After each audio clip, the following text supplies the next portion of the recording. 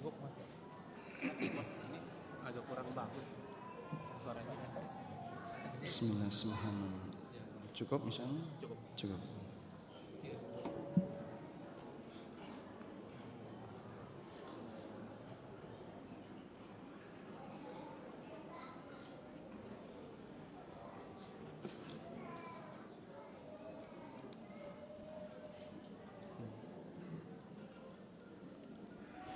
Assalamualaikum warahmatullahi wabarakatuh.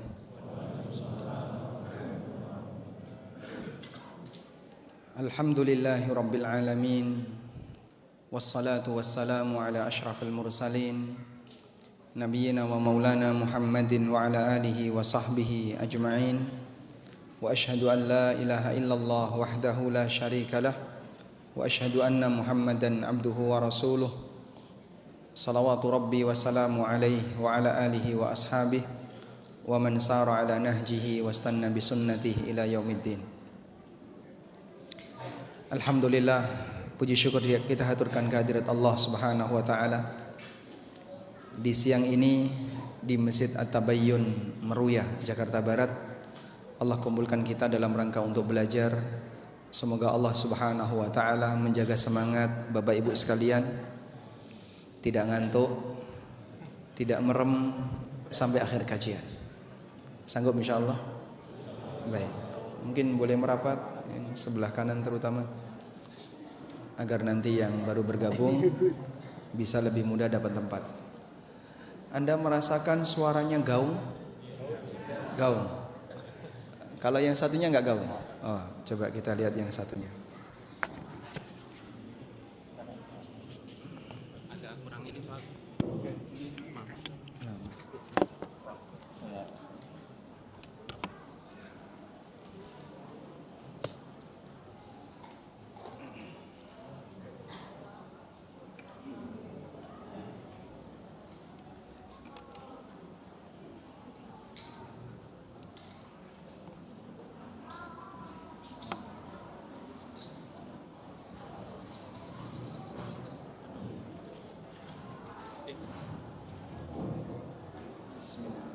Bismillah. Yang ini enggak ya? Lebih terang? Sama. Jelas? Jelas? Jelas. Bismillah.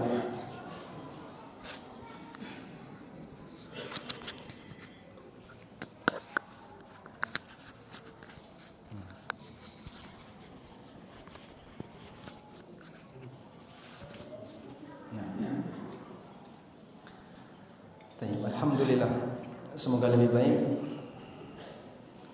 Kita mau belajar melanjutkan kajian buku Prinsip Hidupku.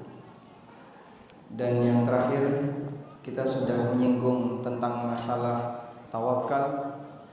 Insyaallah di kesempatan kali ini sesuai dengan lanjutan bab, kita mau bahas tentang akhlak yang baik.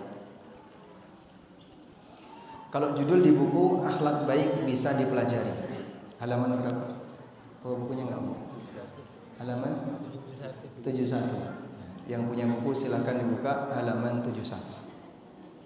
Baik. Bapak Ibu yang dimuliakan Allah Subhanahu wa taala,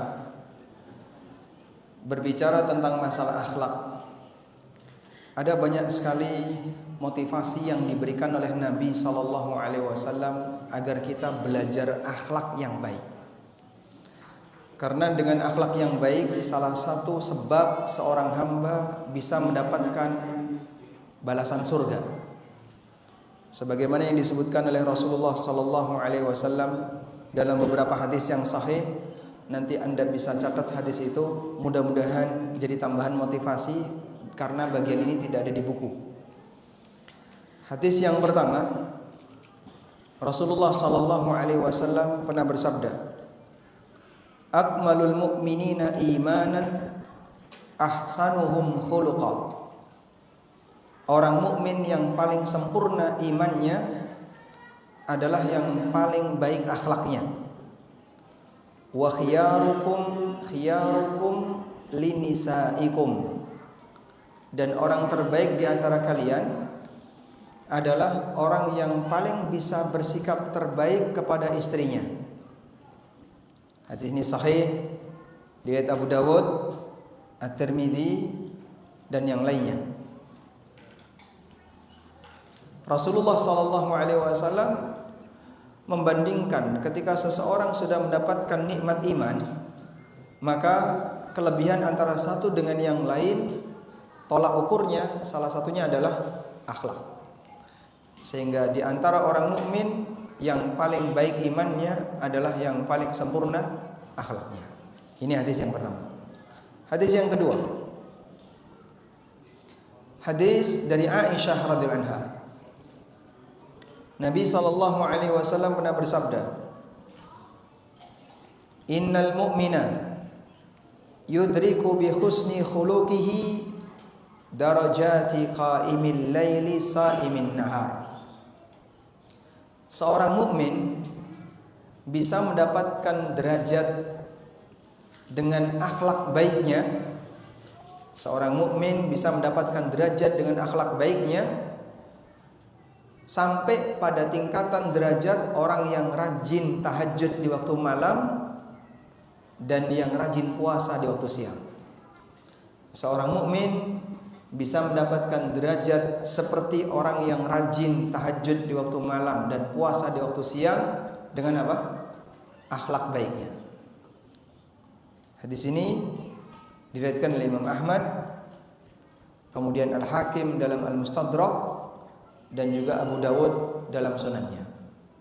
Riwayat Ahmad, Abu Dawud dan Al-Hakim dalam Al-Mustadrak. Sudah? Dua hadis ya. Berikutnya hadis yang ketiga. Hadis dari Abu Darda radhiyallahu anhu. Nabi sallallahu alaihi wasallam bersabda, "Ma min syai'in athqalu fil mizan min husnil khuluq." Tidak ada sesuatu yang lebih berat nilainya di timbangan melebihi akhlak yang mulia. Tidak ada sesuatu yang lebih berat nilainya di timbangan melebihi akhlak yang mulia. Sudah?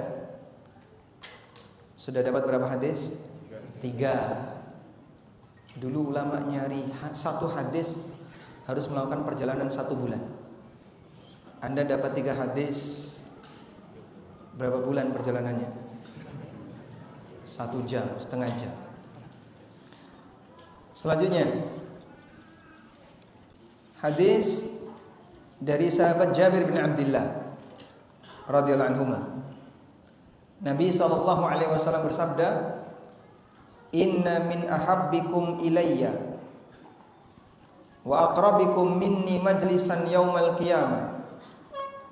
Di antara orang yang paling aku cintai dan orang yang paling dekat dengan kedudukanku besok di hari kiamat, kata Rasulullah sallallahu alaihi wasallam, ahasinukum akhlaqa, adalah orang yang paling baik akhlaknya.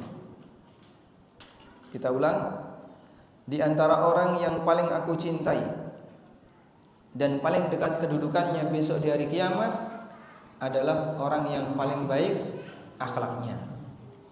Hadis ini diriwayatkan oleh At-Tirmidzi dan juga dan dinyatakan hasan oleh Syu'aib Al-Arnaud rahimahullah. Baik. Yang jika kita perhatikan, dengan akhlak yang terpuji, seorang hamba diberi keistimewaan oleh Allah, derajat surganya diangkat. Karena manusia yang derajat surganya paling tinggi siapa? Rasulullah sallallahu alaihi wasallam. Sehingga dalam hadis ini Nabi SAW menyebutkan orang yang paling dekat kedudukannya denganku besok di hari kiamat adalah yang paling terpuji akhlaknya. Selanjutnya, Rasulullah sallallahu alaihi wasallam pernah ditanya dalam hadis dari Abu Hurairah. Su'ila Rasulullah sallallahu alaihi wasallam an aktsari ma yudkhilun nasa al-jannah. Rasulullah Sallallahu Alaihi Wasallam ditanya tentang sebab terbesar seseorang bisa masuk surga. Dari Abu Hurairah radhiallahu anhu, beliau menceritakan Nabi Sallallahu Alaihi Wasallam ditanya tentang sebab terbesar orang masuk ke dalam surga. Faqala Rasulullah Sallallahu Alaihi Wasallam, kemudian beliau mengatakan, taqwallah wa husnul khuluq. Yang paling banyak memasukkan orang ke dalam surga adalah bertakwa kepada Allah dan berusaha untuk berakhlak yang baik. Baik. Anda sudah mendapatkan 5 hadis yang semuanya menyebutkan tentang keutamaan akhlak yang mulia. Sekarang coba dirangkum, Pak.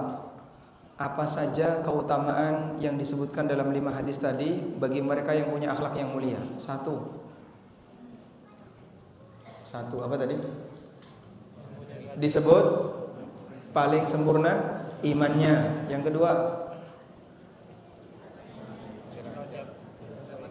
kedua mendapatkan derajat seperti orang yang rajin tahajud dan puasa. Yang ketiga mendapatkan timbangan amal yang berat. Yang keempat paling dekat kedudukannya dengan Rasulullah SAW. Yang kelima paling banyak memasukkan orang ke dalam surga. Kalau melihat 5 ini, kurang apa lagi untuk dijadikan motivasi?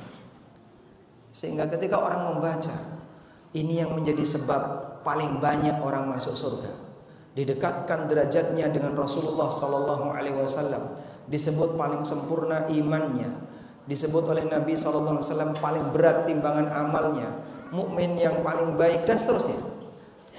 Sudah semestinya itu menjadi motivasi bagi kita untuk memiliki akhlak yang baik. Selanjutnya, kalau akhlak yang baik memiliki 5 keistimewaan yang tadi kita bacakan, terus apa yang dimaksud dengan akhlak yang baik itu? Anda bedakan 2 hal ini. Ada akhlak, ada takhalluq. Ada akhlak, ada takhalluq. Kalau akhlak artinya peringai,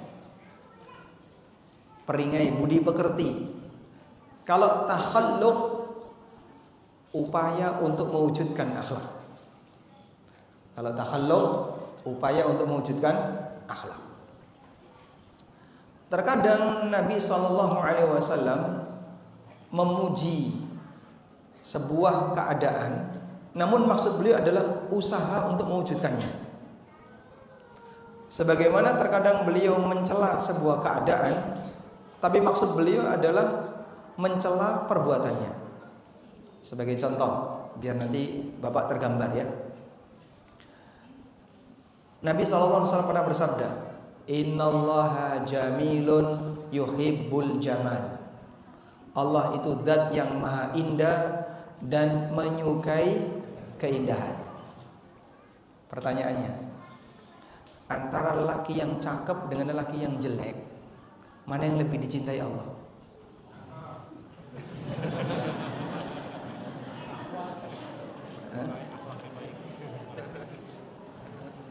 Antara lelaki yang cakep dengan lelaki yang jelek, mana yang lebih dicintai oleh istri?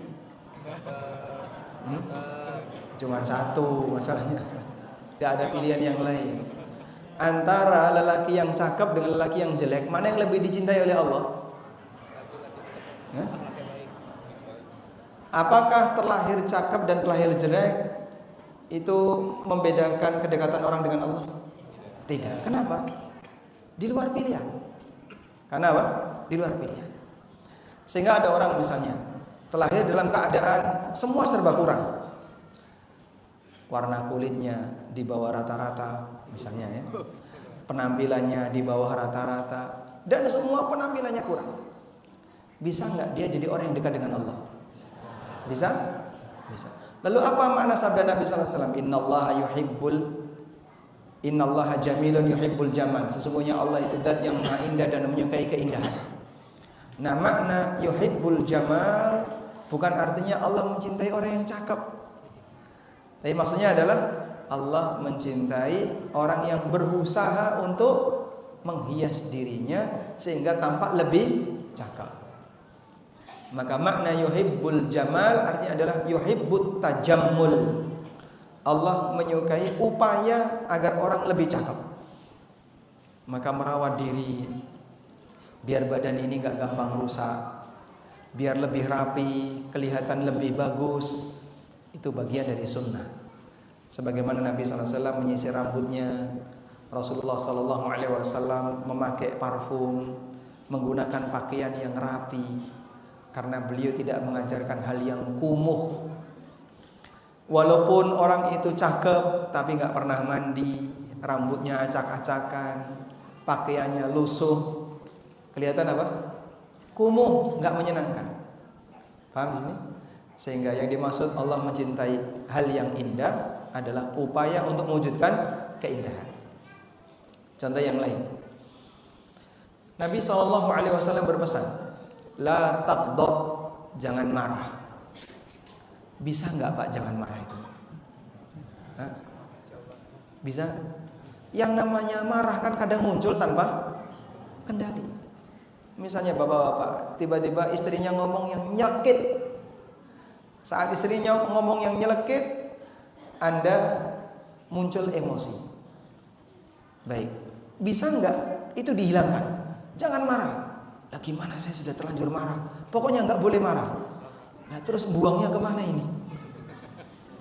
Karena marah itu muncul, ada trigger, ada pancingan. Begitu ada pancingan, misalnya orang menyakiti hati Anda atau orang mendolimi Anda, tiba-tiba muncul rasa marah dalam diri Anda.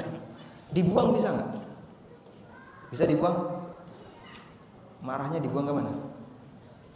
Cari pohon pisang ya, terus dihantam. Orang tidak akan bisa membuang amarah yang sudah ada dalam hatinya. Sampai misalnya disalurkan dengan cara melampiaskan emosinya dan seterusnya. Baik, terus apa makna la taghdab, jangan marah? Kalau maknanya hilangkan rasa marah atau jangan sampai kamu marah, itu tidak mungkin karena marah terkadang muncul dengan sendirinya. Artinya itu di luar kendali manusia. Apa makna jangan marah? Jangan lampiaskan amarah. Kalaupun kamu marah, jangan dilampiaskan. Sehingga terkadang marah tiba-tiba muncul, tapi buat dirimu tetap tenang, jangan lampiaskan amarahmu. Itulah makna la taghdab, jangan marah. Baik, kembali ke akhlak. Kita diperintahkan untuk berakhlak. Tapi Pak, yang namanya akhlak kan kadang bawaan lahir. Susah untuk diubah. Terus apa makna berakhlak yang baik? Sementara terkadang akhlak itu melekat sebagai bawaan lahir yang ada pada diri setiap hamba. Nah, disitulah para ulama mengatakan perintah untuk berakhlak baik itu maknanya adalah at-takhalluq bi akhlaqil karimah. Berusaha untuk memperjuangkan akhlak yang baik. Artinya apa? Akhlak itu bisa dipelajari. Sehingga ketika kamu berinteraksi dengan siapapun, maka jaga dirimu baik-baik, berusahalah mengupayakan agar kamu punya akhlak yang istimewa ketika sedang bersama dengan dia. Maka kamu mengupayakan apa yang kira-kira gak sopan dilakukan, jangan dilakukan. Apa yang gak disukai oleh kawan kamu, jangan dilakukan. Aku pengen ngentut ya Pak, tapi kok di depan banyak orang. Orang yang punya akhlak gimana? Hah? Dia kan menepi dulu, minggir dulu, cari tempat yang aman, yang tidak ada kipas anginnya. Saya pengen seperti ini, tapi kok nggak enak kalau ketemu orang, maka dia menepi dulu. Itulah contoh akhlak yang baik. Nah, seperti ini bisa dipelajari. Oleh karena itu, akhlak yang baik ada dua keadaan. Yang pertama, bawaan lahir dan itu anugerah dari Allah. Yang kedua, akhlak itu adalah hasil dari proses belajar. Baik. Sebelum ke sana, kita akan belajar terlebih dahulu tentang kondisi Rasulullah SAW. Beliau adalah manusia yang akhlaknya paling baik. Bahkan akhlak beliau adalah mukjizat. Sebagian ulama mengatakan bagian dari mukjizat Nabi sallallahu alaihi wasallam adalah akhlak Rasulullah sallallahu alaihi wasallam. Sehingga hampir tidak mungkin, mustahil ada orang yang bisa punya akhlak seperti itu selain Nabi. Karena saking istimewanya akhlak beliau. Coba saya tanya, ada nggak di antara bapak-bapak dulu ya? Kalau yang ibu-ibu saya yakin gagal. Yang bapak-bapak, pernah nggak bapak sepanjang hidupnya dari mulai kecil sampai usia sekarang, apakah Anda pernah mencela makanan? Pernah? Mengomentari makanan pernah? Pernah ya? Pernah? Pernah. Baik. Setelah Anda mengikuti kajian sunnah, setelah kenal dengan kajian sunnah, kenal dengan dakwah tauhid, apakah setelah itu masih pernah mencela makanan?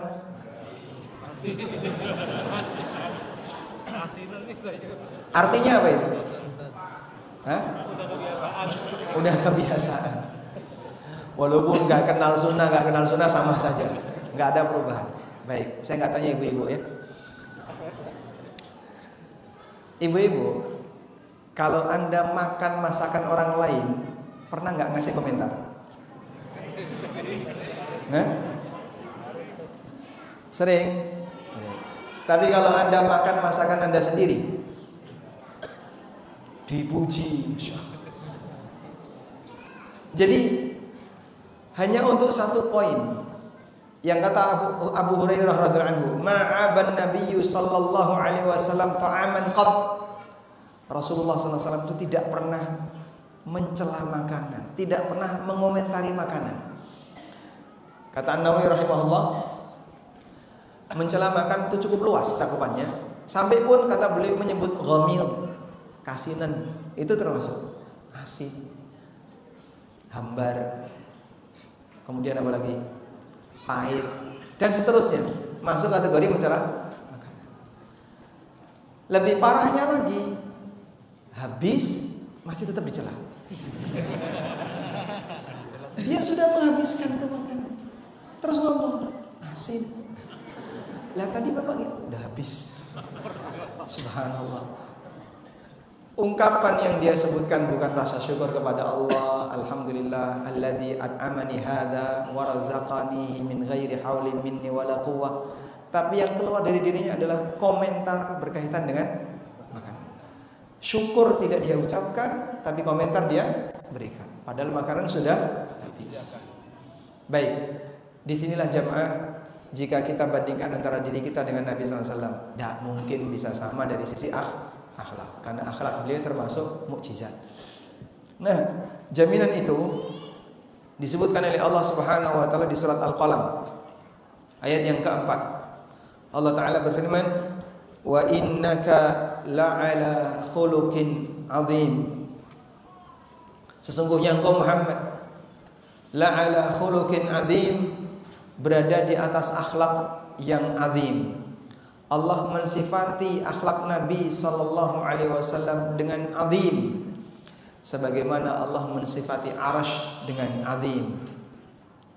Maka akhlaknya Rasulullah sallallahu alaihi wasallam adalah akhlak yang agung. Sampai Allah Subhanahu wa taala menjadikan akhlak beliau sebagai sumpah. Di mana kita bisa menjumpai kalau Allah bersumpah dengan menyebut akhlak Nabi sallallahu alaihi wasallam? Anda bisa lihat di surat Al-Hijr ayat 72. Baik. Manusia yang paling bejat akhlaknya itu siapa? Nah, Firaun. Kenapa? Kenapa? Ngaku tuh Tuhan, minta disembah dan ngaku Rabbukumul A'la. Innama ana Rabbukumul A'la. Aku adalah Rabb kalian yang paling tinggi. Dia mengaku mengambil hak Allah Subhanahu wa taala, dan belum pernah ada makhluk yang mengaku seperti itu. Sehingga Fir'aun adalah manusia yang dijuluki afsakun nasi fil alam, manusia yang paling fasik di alam. Baik. Sementara itu, kalau kelompok masyarakat yang paling bejat akhlaknya, yang kelompok kaum Lut, belum pernah ada pelanggaran yang terjadi berupa homoseksual sebelum kaum Lut. Maka Allah sebutkan dalam Al-Quran, innakum ta'tunal fahishata ma sabaqakum biha min ahadin minal alamin. Kalian telah melakukan perbuatan keji yang belum pernah ada pendahulunya di alam raya ini. Sehingga kaum Lut itu melakukan yang sebelumnya tidak pernah ada di alam ini. Pelanggaran mereka tidak hanya homo, mereka juga perampok, dan mereka suka menindas.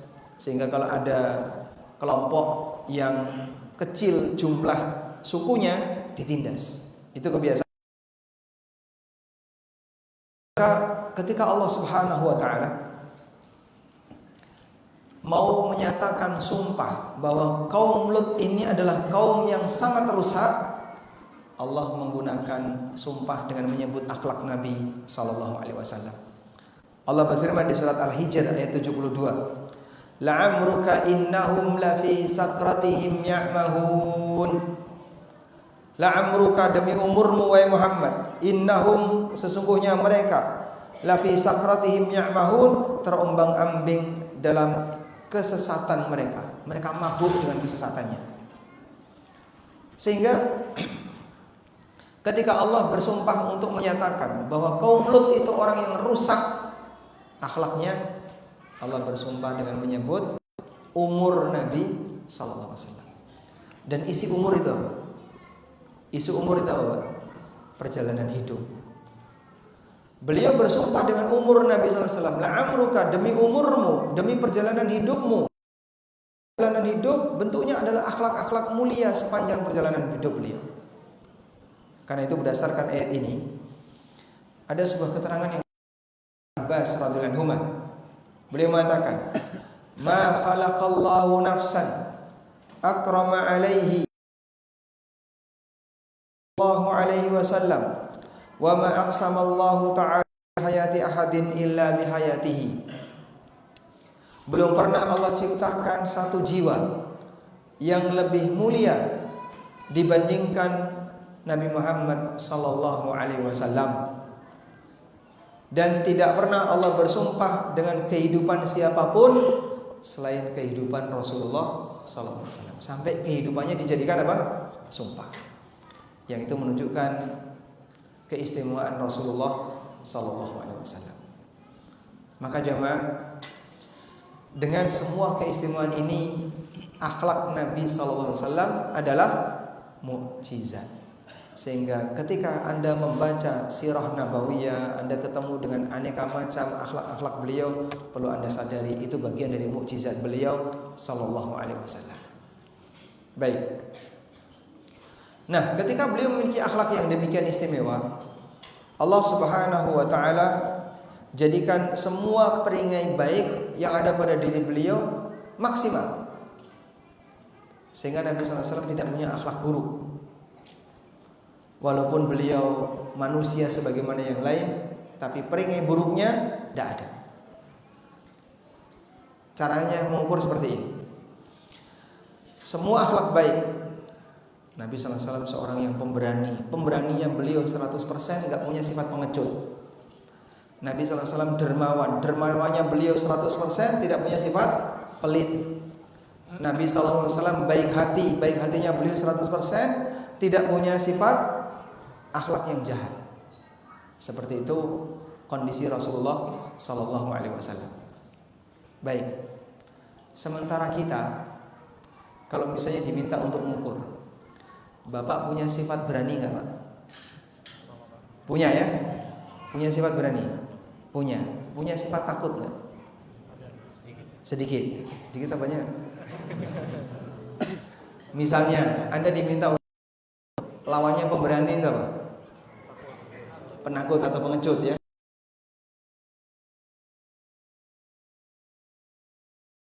Berani atau ke arah pengecut? Pemberani.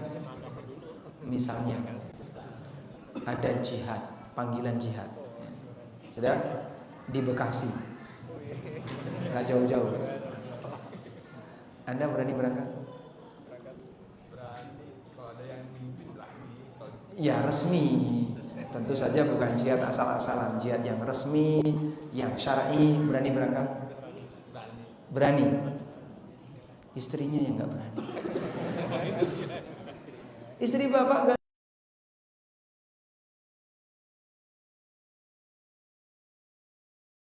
mundur nggak? Anak-anak nangis.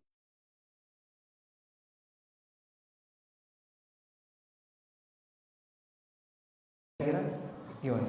Mertuanya nangis. Tetap maju atau mundur? Hah? Maju atau mundur? Nah, seperti itulah kondisi kita.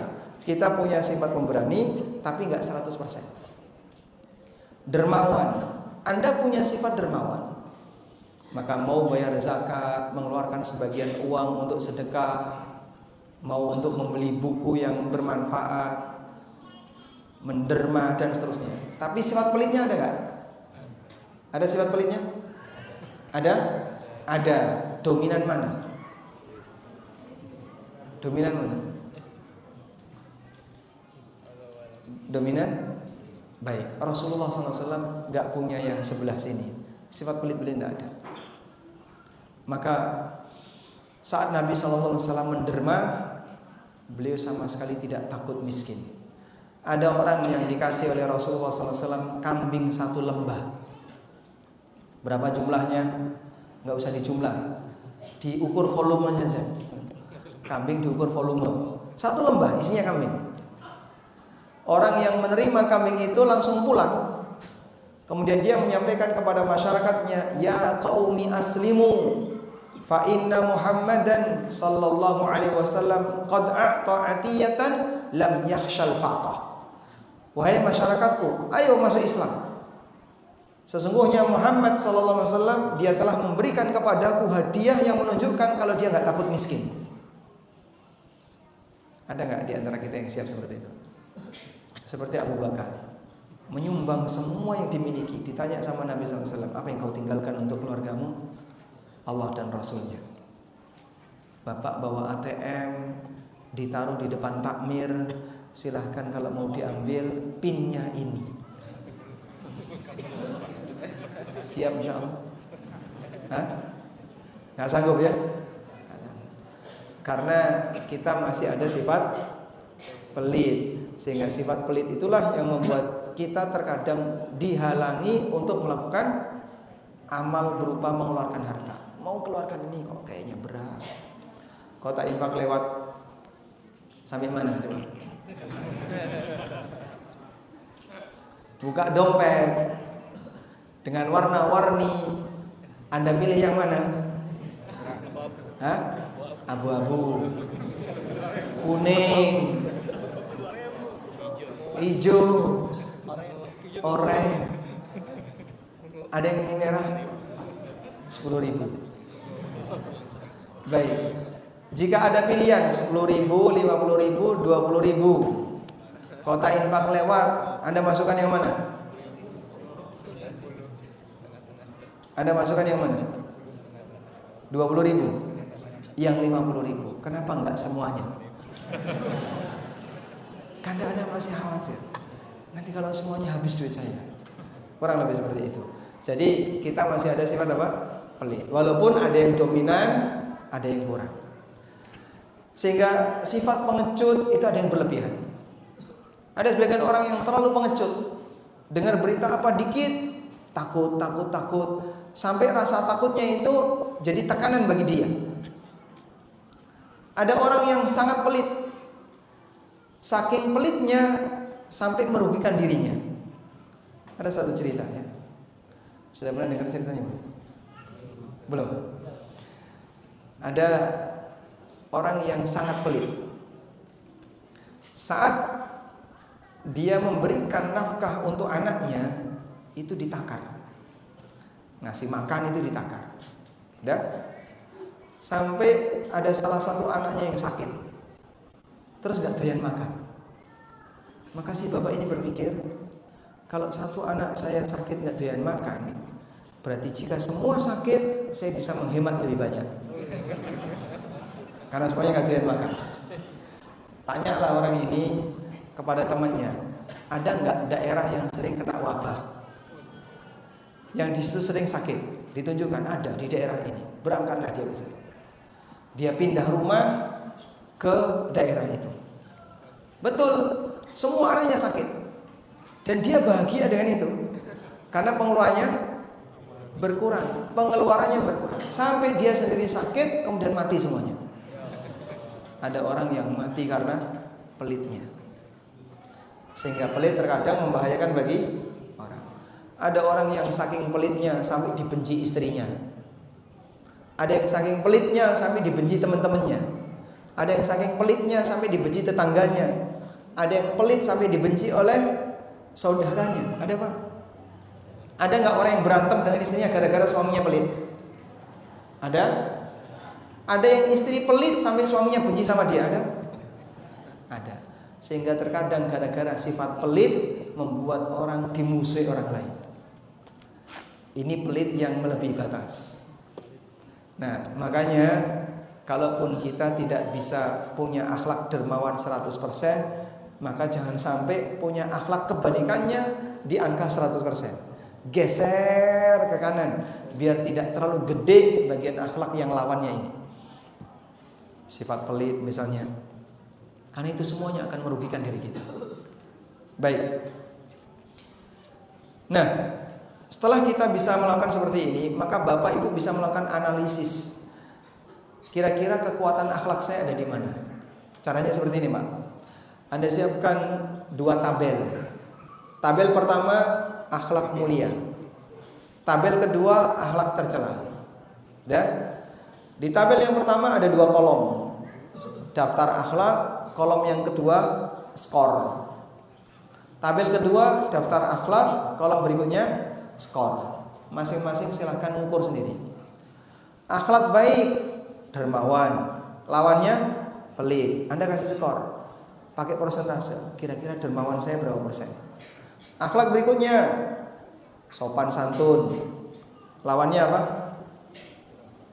Hah? Kurang ajar. Ya, akhlaknya rusak misalnya. Lawan dari sopan santun gitu aja ya. Dinyatakan gak enak misalnya Anda tulis sombong. Kalau sombong kan rendah hati ya. Tawadhu, sombong. Nah, setelah Anda kumpulkan semuanya, nanti bisa diukur kira-kira total skor saya berapa. Rasulullah SAW di akhlak terpuji 100%. Di bagian ini 0. Karena beliau tidak punya sifat sombong. Nabi SAW tidak punya pelit, tidak punya sifat pengecut sebagaimana umumnya manusia. Baik. Selanjutnya, akhlak yang terpuji tadi ada yang dia sifatnya anugerah dari Allah dan ada yang itu hasil dari upaya seseorang untuk mewujudkannya. Pertanyaannya, mana yang lebih baik? Akhlak terpuji bawaan lahir atau akhlak terpuji hasil usaha? Yang mana, Pak? Hasil? Kenapa? Karena butuh perjuangan. Baik. Akhlak terpuji bawaan lahir ini lebih susah untuk berubah. Sehingga biasanya pelaksanaannya maksimal. Misalnya ada orang yang memang sejak kecil terkenal royal. Dia royal. Orang yang royal ini ketika menderma, dari dulu memang dia royal, gampang untuk mengeluarkan harta. Ada orang yang dulunya pelit, terus belajar jadi dermawan. Sekarang dermawan, mungkin gak bisa berubah? Hah? Mungkin ya. Balik lagi seperti sebelumnya.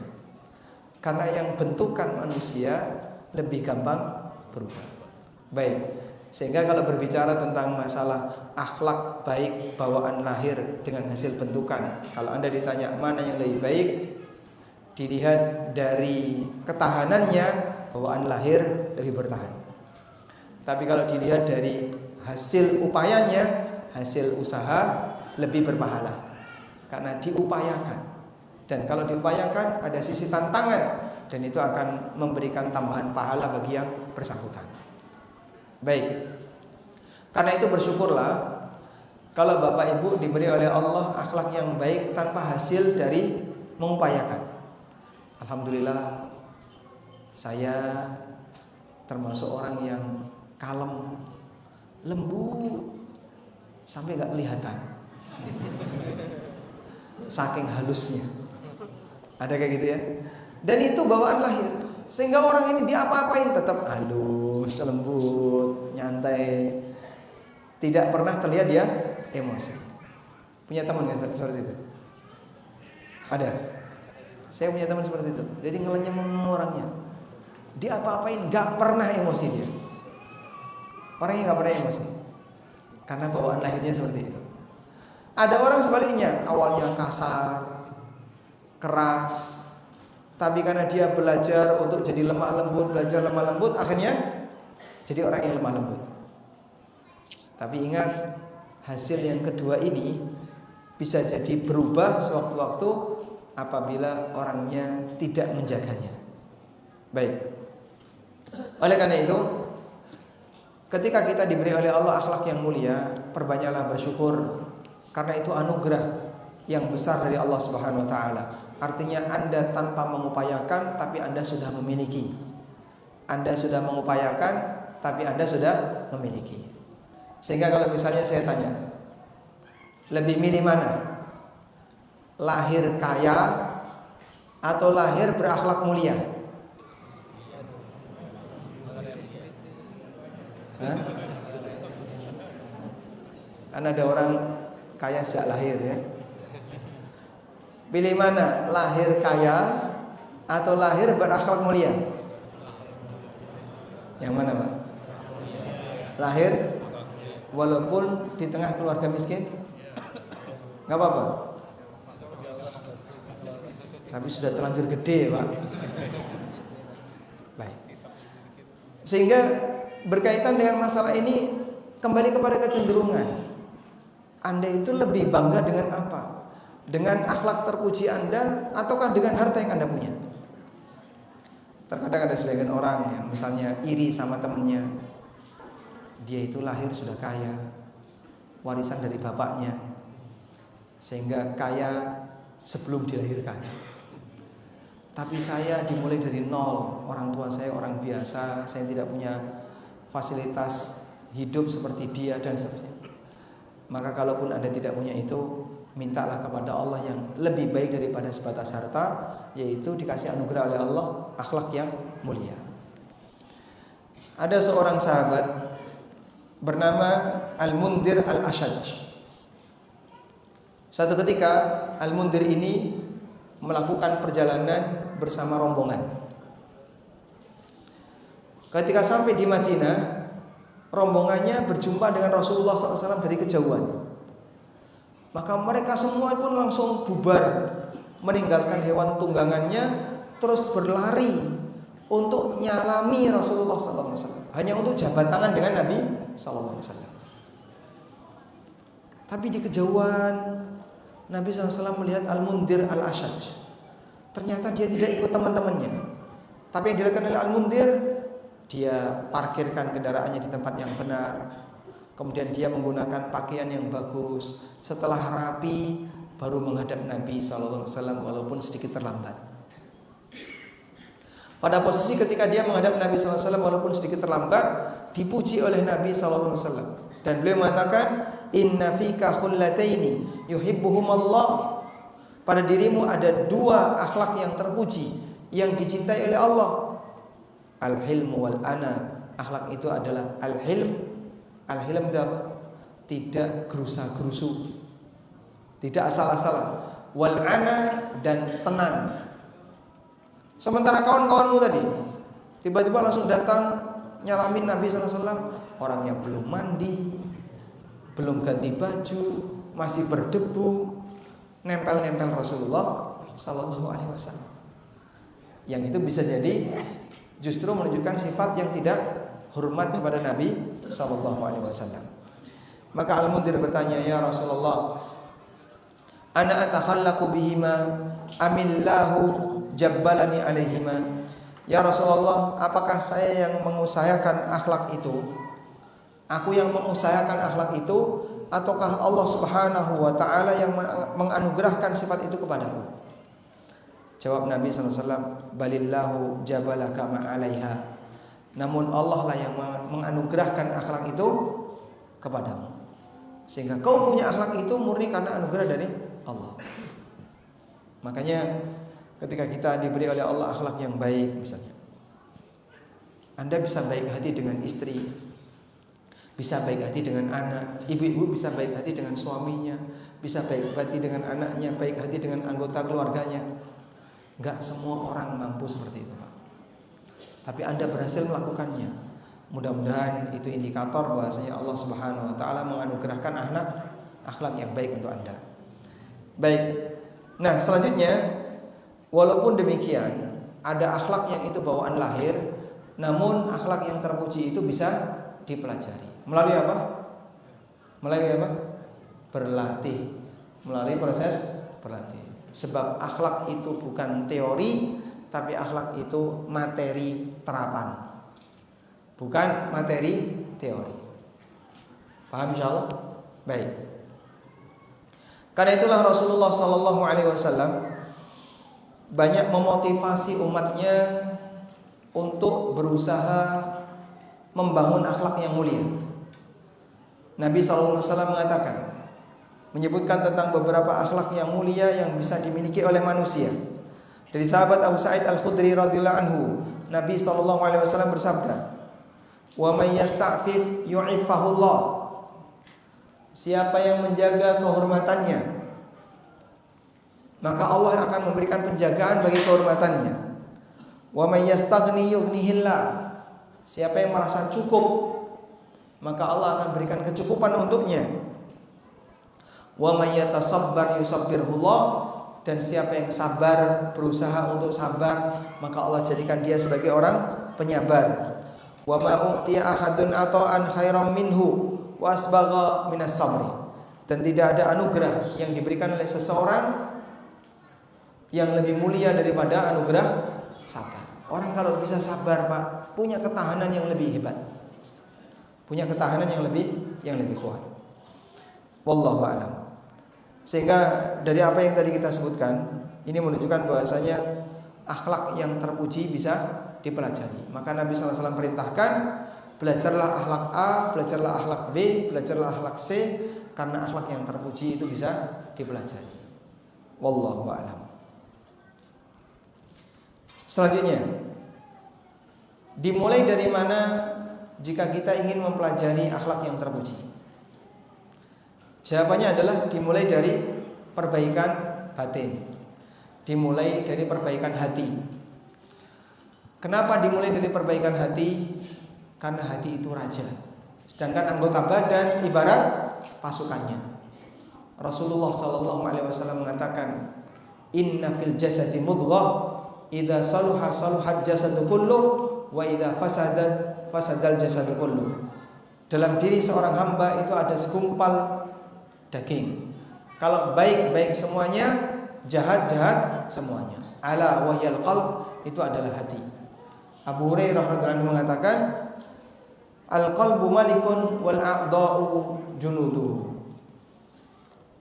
Al-qalbu malikun, raja itu adalah hati, sedangkan anggota badan adalah pasukannya. Maka ketika hati ini disebut sebagai raja, berarti dia yang menentukan di posisi mana gerakan badan itu akan diperintahkan. Karena itulah dari sini jamaah yang dimuliakan Allah, jika kita ingin memiliki akhlak yang terpuji, maka kendalikan batin untuk selalu mencintai kemuliaan. Kamu kalau punya akhlak yang terpuji, hidupmu akan semakin mulia, hidupmu akan semakin indah, banyak orang yang butuh kamu, dan seterusnya. Dengan demikian, seseorang akan mendapatkan kebahagiaan dengan akhlaknya yang istimewa. Wallahu a'lam. Selanjutnya, untuk mewujudkan akhlak yang terpuji itu, di antara yang bisa dilakukan adalah memohon kepada Zat yang memberikan anugerah akhlak kepada Nabi sallallahu alaihi wasallam. Mohon kepada siapa? Allah. Karena dialah Zat yang mengendalikan semua yang ada pada hambanya. Minta kepada Allah untuk diperbaiki akhlaknya. Doa apa Pak yang bisa dibaca? Salah satu contohnya doa itu. Beliau mengatakan, Saluhal qalbu salihat umurud dunya wal akhirah. Apabila hati itu baik, maka semua perkara dunia akhirat akan baik. Ini perkataan yang disampaikan oleh Syekh Ibnu Baz rahimahullah. Beliau mengatakan, idza saluhal qalbu saluhat umurud dunya wal akhirah. Kalau hati itu baik, maka seluruh urusan dunia akhirat akan jadi baik. Karena itulah Syekh bin Baz rahimahullah, apabila beliau tawaf, itu doanya minta kepada Allah diberi akhlak yang baik. Ada satu doa, silakan Bapak Ibu hafalkan ya. Saya diktekan. Allahumma hdini, Allahumma hdini li ahsanil akhlaq, la yahdini li ahsaniha illa anta. Sudah? Kurang? Diulang. Allahumma hdini. Sudah? Li ahsanil akhlaq, la yahdini li ahsaniha, la yahdini li ahsaniha illa anta. Sudah? Baik, coba diulang.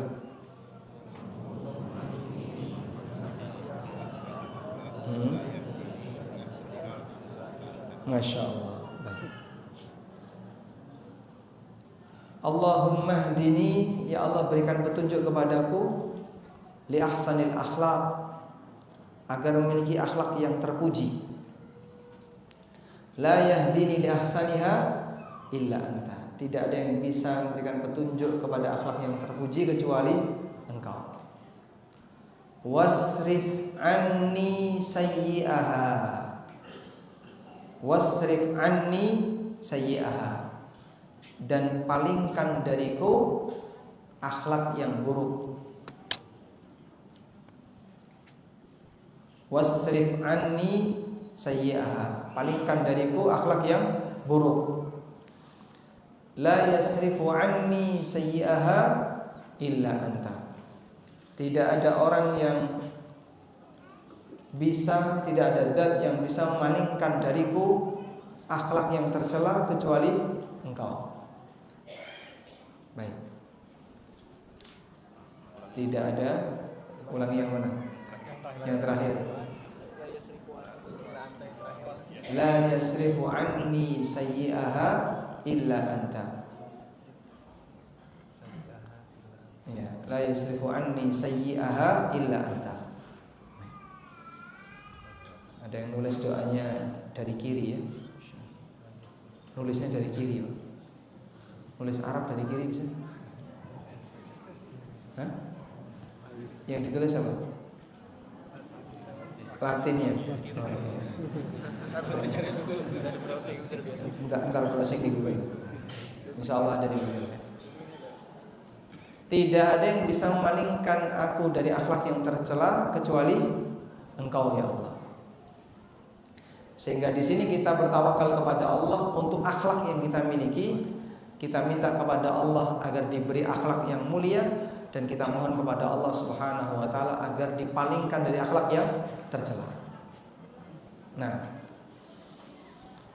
Nah, ada doa juga yang dibaca oleh Syekh bin Baz. Kalau tadi hadis yang ini hadis dari Ahmad, ada doa yang dibaca oleh Syekh bin Baz. Beliau membaca doa tentang perbaikan akhlak, cukup ringkas. Allahumma aslih fasada qalbi, Allahumma aslih fasada qalbi. Ya Allah, perbaikilah kerusakan di hatiku. Perbaikilah kerusakan di hatiku. Karena seorang hamba ketika hatinya rusak, maka yang lain ikut rusak. Sebab hati itu ibarat raja dan anggota badan adalah pasukannya. Wallahu a'lam. Walhamdulillahirabbil alamin. Allahumma aslih fasada qalbi. Sudah? Allahumma aslih fasada qalbi. Ya Allah, perbaikilah kerusakan di hatiku. Wallahu a'lam. Baik. Kalau saya terlalu banyak bicara, mungkin Anda akan ngantuk. Maka sebagai pengantar kita berikan sampai di sini. Nanti sekiranya ada yang mau disampaikan, kami persilahkan. Kalau ada sisa waktu, kita lanjut ke bab berikutnya. Baik. Gimana? Baik, kita kembalikan dulu ke moderator.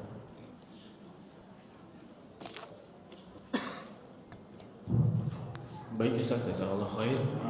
Kita ke pertanyaan Ustaz.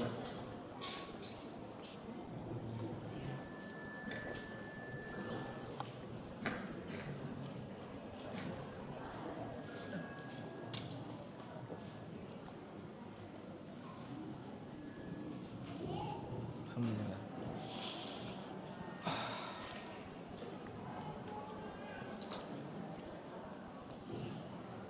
Allahumma salli. Baik, pertanyaan Ustaz. Assalamualaikum warahmatullahi wabarakatuh. Waalaikumsalam warahmatullahi wabarakatuh. Seorang yang sedang belajar memperbaiki akhlak sering ia kurang sabar sedikit. Ada yang menyarankan agar ia banyak mengaji dan tahajud agar hati lebih bersih dan tidak mudah ke-trigger. Betulkah demikian Ustaz? Ada yang menyarankan banyak ngaji dan tahajud, terus Agar hati lebih bersih dan tidak mudah ke-trigger. agar hati lebih bersih dan tidak mudah Ke-trigger atau tertrigger, Iya. terpicu dengan Picu. emosi. Betul. Betulkah demikian Ustaz? Insyaallah. Baik. Tadi kita sudah memperkenalkan bahwa sumber akhlak manusia adalah hatinya. Apabila seseorang memiliki hati yang baik, secara umum dia akan bisa mengendalikan perbuatannya dengan akhlak yang mulia. Nah, proses untuk memperbaiki hati tadi kita sebutkan diantaranya adalah tawakal hati. Serahkan hati ini kepada Allah. Anda serahkan hati ini kepada Allah. Ya Rabbi, hatiku mungkin jahat, susah dikendalikan, maka aku pasrahkan kepadamu. Sehingga kita tawakalkan kepada Allah hati kita. Bentuknya gimana? Doakan hati. Contoh seperti doa yang tadi kita bacakan, hadis riwayat Ahmad. Nabi SAW mengajarkan doa, Allahumma hdini li ahsanil akhlaq, la yahdini li ahsaniha illa anta. Ya Allah, berikanlah aku petunjuk untuk bisa memiliki akhlak yang terpuji. Tidak ada zat yang bisa memberikan petunjuk kepada diriku untuk memiliki akhlak yang terpuji kecuali Engkau. Wasrif anni sayyi'aha, dan palingkan dariku akhlak yang tercela. La yasrifu anni sayyi'aha illa anta, karena tidak ada orang yang bisa menghilangkan, memalingkan akhlak yang tercela dariku kecuali Engkau. Sehingga kita serahkan kepada Allah Subhanahu wa taala. Kemudian yang kedua, diisi dengan apa? Dengan ilmu. Belajar, karena orang yang memiliki ilmu diiringi dengan niat yang tulus, ilmu itu akan membisikkan dirinya untuk melakukan kebaikan. Sebagaimana perkataan sebagian sahabat, yahtiful ilmu bil amal in kana fihi wa illar tahal. Ilmu itu punya potensi untuk membisikkan amal. Sehingga orang yang punya ilmu, Bapak belajar apapun, nanti yang Bapak pelajari itu akan jadi bisikan bagi Bapak. Orang misalnya kerja di lembaga ribawi, lalu dia belajar fikih muamalah, kenal masalah riba. Setelah dia kenal, gimana kira-kira Pak? Berontak hatinya. Hati saya berontak. Saya ingin masuk kerja tapi hati saya melarang. Ini kan dosa, kamu nanti dapat ini, dapat ini, dapat ini. Aku takut dengan dosa itu. Demikianlah pengaruh ilmu, dia bisa menjadi penghalang orang untuk berbuat maksiat. Maka dengan ilmu pula orang bisa memperbaiki dirinya untuk bisa lebih baik. Wallahu a'lam, mungkin kurang lebih seperti itu. Dan termasuk diantaranya adalah bergaul dengan orang yang punya akhlak yang baik. Karena akhlak itu bisa menular sebagaimana akhlak bisa dipelajari. Wallahu a'lam. Baik, pertanyaan selanjutnya Ustaz. Assalamualaikum, izin bertanya Ustaz. Apabila kita sudah berusaha berakhlak dan bersikap baik kepada orang tua, namun masih dianggap kurang baik atau durhaka kepada orang tua, bagaimana sikap kita terhadap orang tua kita? Yang pertama, Anda mungkin perlu tanya kepada beliau, bagian mana yang kurang dari saya? Bapak berkehendak apa untuk saya? Bapak ingin apa yang kira-kira belum Bapak terima dari saya? Kalau beliau menyebutkan, alhamdulillah, berarti di bagian itu tolong Anda perbaiki. Misalnya, kamu ngerti sama orang tua, sering hubungi Bapak, telepon tiap sekian hari atau tiap hari dan seterusnya, sehingga ada request khusus yang diinginkan oleh orang tua dari anaknya. Nah, Bapak penuhi itu, Anda penuhi itu. Baik. Sepanjang itu hal yang mubah, silakan dipenuhi. Tapi kalau itu hal yang haram, jangan dituruti. Nabi SAW ingatkan, la ma'siyata li khaliqin, la ta'ata li makhluqin li ma'siyatil khaliq. Tidak boleh ada ketaatan bagi makhluk yang isinya maksiat kepada Khalik.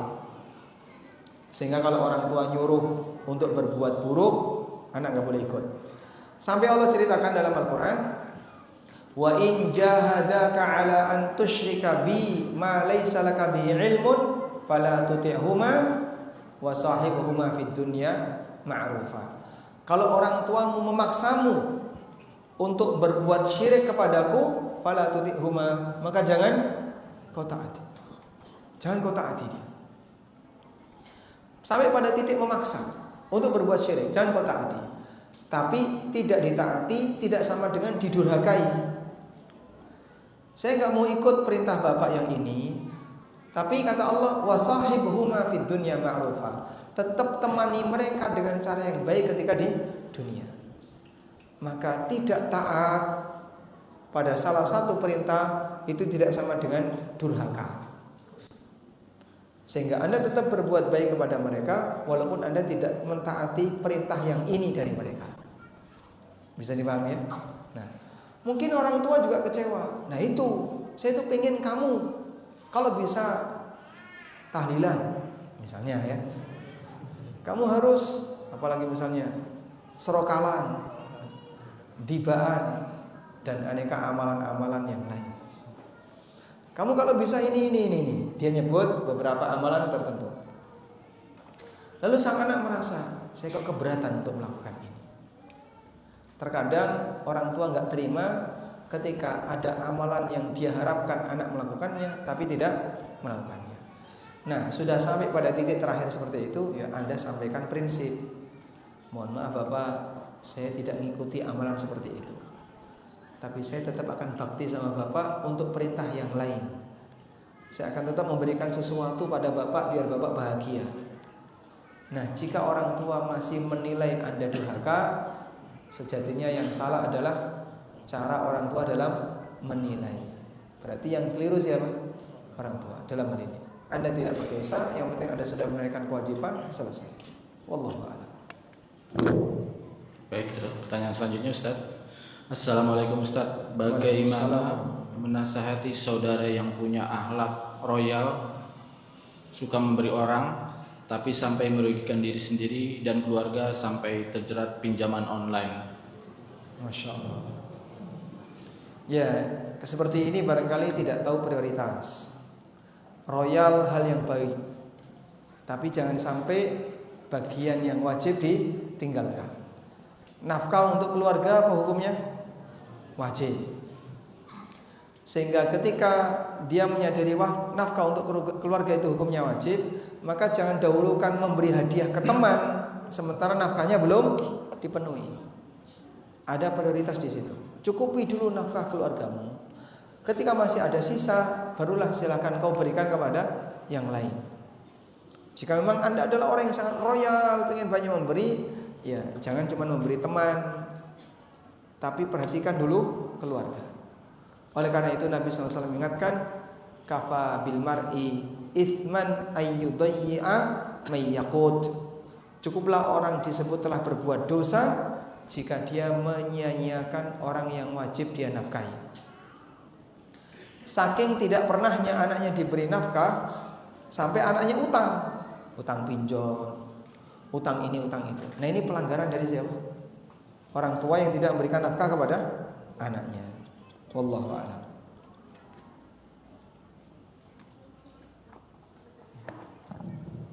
Sepertinya banyak Ustaz pertanyaannya. Baik. Assalamualaikum warahmatullahi wabarakatuh, Ustaz. Waalaikumsalam warahmatullahi wabarakatuh.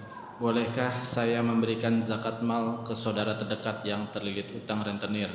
Karena saudara saya buat biaya hidup sehari-hari sudah sulit. Mohon penjelasannya, Ustaz. Masya Allah. Jazakumullah khair. Barakallahu fiik. Bapak ngantuk enggak? Ngantuk? Kayaknya ngantuk ya. Nah, coba pegang pundak depannya, Pak.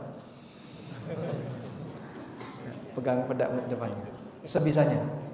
Sudah? Nah, boleh dipijat, jangan ngantuk, jangan ngantuk. Baik. Cukup? Karena ngantuk itu menular ya. Sekitar saya ini ngantuk, saya ikut ngantuk gitu. Ngantuk. Ketularan sebelah ini ya. Nah, coba tarik nafas dulu, Pak. Biar enggak ngantuk. Nah, bismillah. Sudah? Nah, sekarang coba kita bahas pertanyaan tadi ya. Boleh enggak kita bayar zakat ke saudara yang terlilit utang rentenir?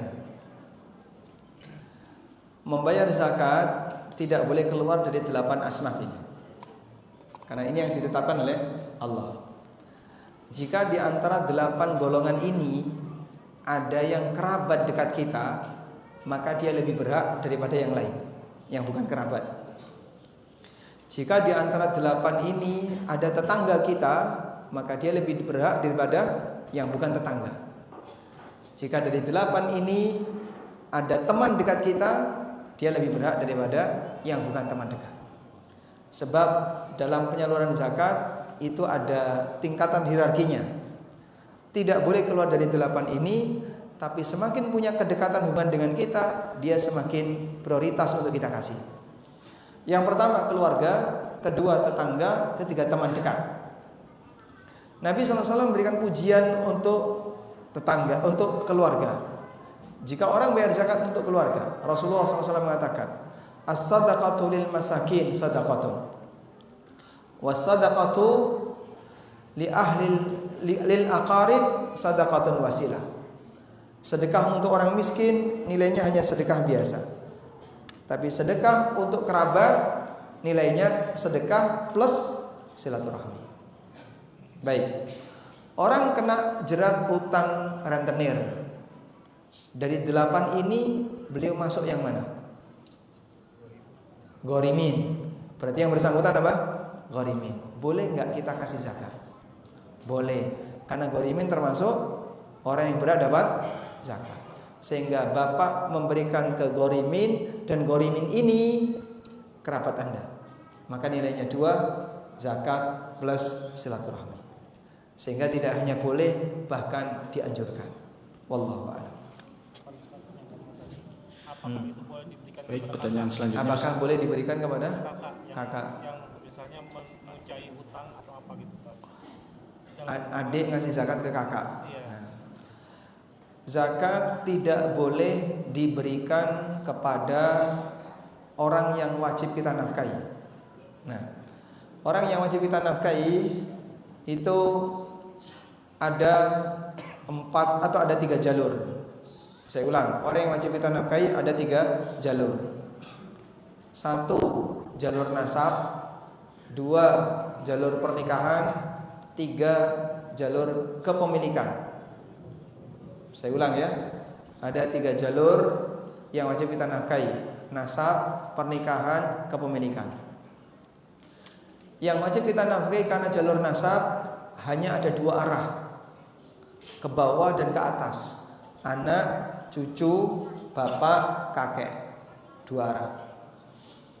Sehingga kakek yang kaya punya cucu yang enggak mampu, karena bapaknya mungkin sudah meninggal, maka kakek ini wajib menafkahi cucunya.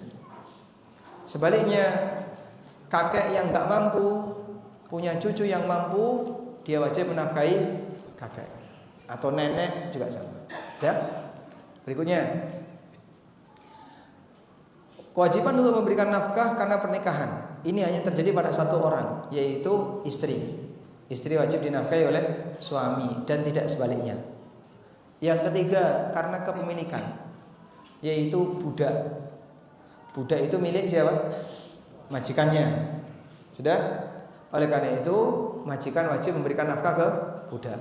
Nah, 3 ini enggak boleh dikasih zakat, walaupun enggak mampu.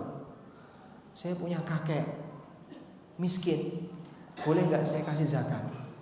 Bukan dikasih zakat, kasih nafkah. Karena kakek itu miskin, maka yang wajib memberikan nafkah adalah cucu-cucunya yang berkemampuan. Baik. Oleh karena itu dalam hal ini, bolehkah memberikan zakat ke kakak? Jawabannya boleh, karena kakak tidak wajib dinafkahi. Yang wajib dinafkahi itu atas bawah. Ayah ke atas, kemudian anak ke bawah. Yang ke samping, saudara, sepupu, ponakan, kemudian paman, bibi, itu semuanya tidak wajib kita nafkahi. Wallahu a'lam. Dan selanjutnya Ustadz, bagaimana memperbaiki akhlak suka marah-marah, tidak sabar ke anak? Apakah pakai doa yang tadi diajarkan bisa saat dibaca sujud bisa dilakukan? Bagaimana memperbaiki akhlak suka marah-marah ke anak? Selain dengan banyak membaca doa tadi, Anda serahkan diri Anda kepada Allah. Ya Allah, kalau saya lagi emosi sama anak, aku serahkan kepadamu agar kau menahannya. Karena terkadang orang ketika sudah tidak mampu untuk memperbaiki dirinya atau memperbaiki orang lain, solusinya tinggal 1, serahkan kepada Zat yang menguasai batin hamba. Ada seorang ulama yang punya anak nakal, tapi kemudian dia pasrahkan anaknya kepada Allah, lalu anaknya berubah jadi anak yang saleh. Siapa namanya? Siapa namanya? Fudail bin Iyad. Fudail bin Iyad punya anak namanya Ali. Ali bin Fudail bin Iyad.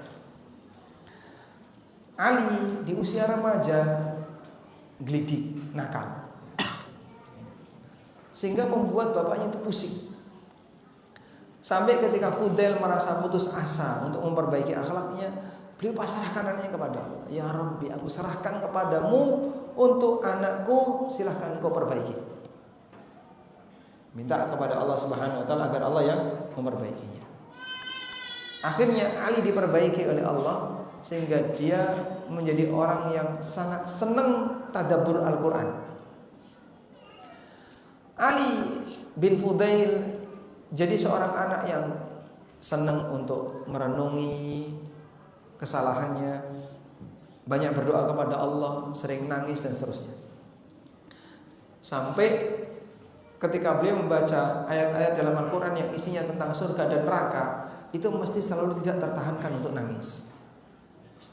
Hingga para imam sholat jamaah, kalau di belakangnya ada Ali, maka mereka milih ayat yang isinya kisah. Kisah tentang Fir'aun, kisah tentang nabi-nabi di masa silam, karena di belakangnya ada Ali. Tapi kalau tidak sedang ada Ali, milih ayat tentang surga dan neraka, milih ayat tentang akhirat, tentang hari kiamat. Nah, satu ketika imam sedang sholat, Beliau membaca ayat tentang surga dan neraka. Tiba-tiba terdengar suara tangisan yang sangat kuat sampai orang itu pingsan, sekian hari mati. Dan itu adalah Ali bin Fudail bin Iyad. Maka beliau dikenal dengan julukan apa? Qatilul Quran, korbannya Quran. Karena meninggal disebabkan apa? Mendengar lantunan suara Al-Quran yang membahas tentang masalah akhirat sampai membuat beliau menangis hingga beliau pingsan terus beliau mati. Kisah yang cukup ma'ruf tentang Ali bin Fudail bin Iyad. Mungkin Anda merasa emosi dengan anak di posisi ketika anak itu nakal sekali. Ibu sudah merasa jengkel, sudah merasa gak sanggup, serahkan kepada Allah. Ya Allah, aku pasrahkan anakku kepadamu. Perbaikilah akhlaknya, perbaikilah budi pekertinya, sehingga Anda mohon kepada Allah agar anak ini diperbaiki oleh Allah Subhanahu wa taala. Maka Anda memperbaiki diri dengan tahan diri saat emosi, jangan sampai diluapkan, dan berdoa kepada Allah agar hati ini Allah yang ngatur ke arah yang lebih baik. Dan yang kedua, Anda mohon kepada Allah taala agar anak Anda diperbaiki oleh Allah. Wallahu a'lam. Baik, pertanyaan selanjutnya Ustaz. Assalamualaikum warahmatullahi wabarakatuh. Waalaikumsalam warahmatullahi wabarakatuh. Afan, saya mau bertanya Ustaz, apakah dosa besar kalau kita tidak bisa memaafkan orang yang sudah memfitnah dan menzolimi kita? Karena sampai detik ini saya tidak bisa memaafkan orang tersebut. Apakah termasuk dosa jika kita tidak bisa memaafkan kezaliman orang lain? Yang pertama begini, di saat orang itu berbuat zalim kepada kita, maka yang berkewajiban untuk melakukan permohonan maaf siapa? Yang pelaku zalim. Sudah? Selanjutnya, jika pelaku zalim ini sudah meminta maaf, apakah wajib bagi kita untuk memaafkan? Wajib atau tidak? Tergantung keadaan. Sudah? Rinciannya gimana Pak? 1. Apabila orang yang kita zalimi ini, jika dia dimaafkan, semakin menjadi-jadi, seperti memberi kesempatan bagi dia untuk gampang berbuat zalim, nah, tinggal minta maaf, terus dimaafkan, selesai. Nanti berbuat zalim lagi, tinggal minta maaf, dimaafkan, selesai. Jika memang ada peluang seperti itu, Anda sebaiknya tidak maafkan. Tujuannya apa? Jadi edukasi bagi yang bersangkutan. Biar ada rasa jeda, ada apa? Orang ini punya keinginan untuk menyesali kesalahannya, perbuatannya, sehingga dia jera dengan itu.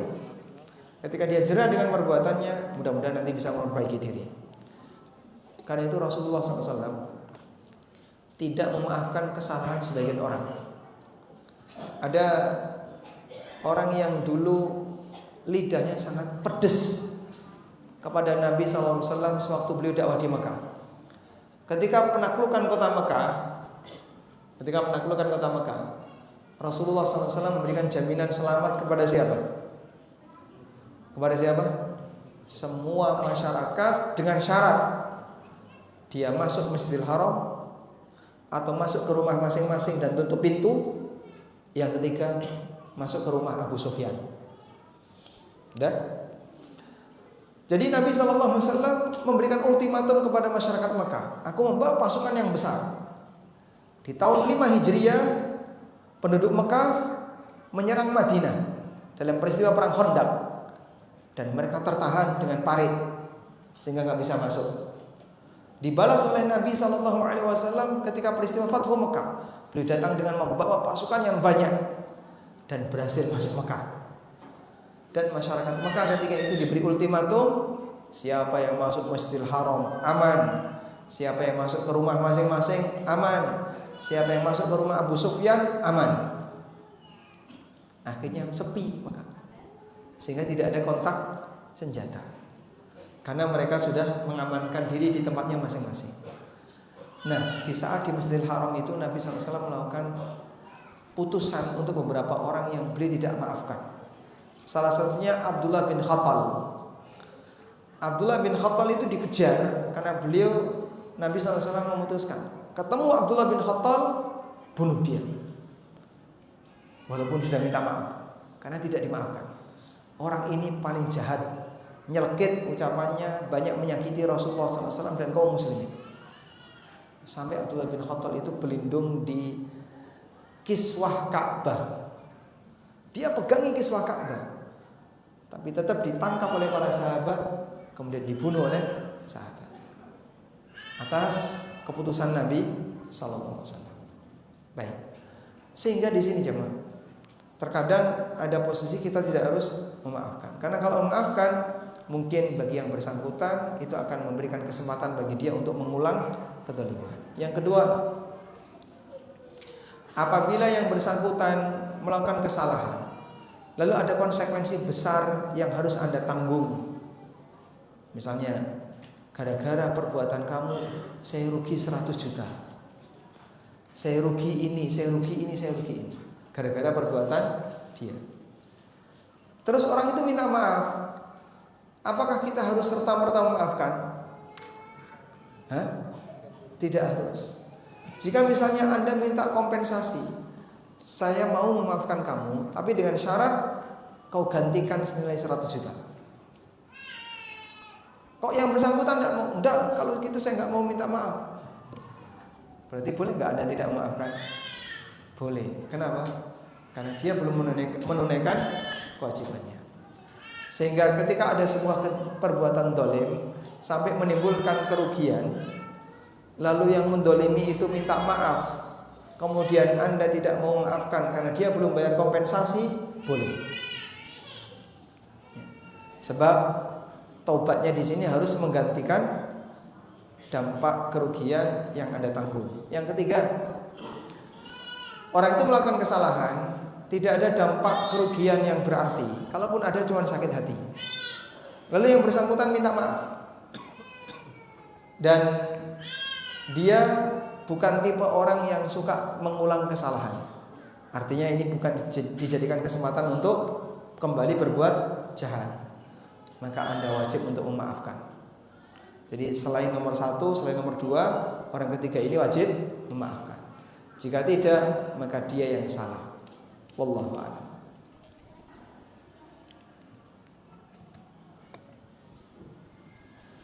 Pertanyaan selanjutnya Ustaz. Assalamualaikum warahmatullahi wabarakatuh Ustaz. Waalaikumsalam warahmatullahi wabarakatuh. Jika suami yang bakhil, apakah kita boleh mengambil uangnya? Dan jika bakhilnya sudah disampaikan tapi tidak berubah juga, apakah istri boleh mengajukan khulu?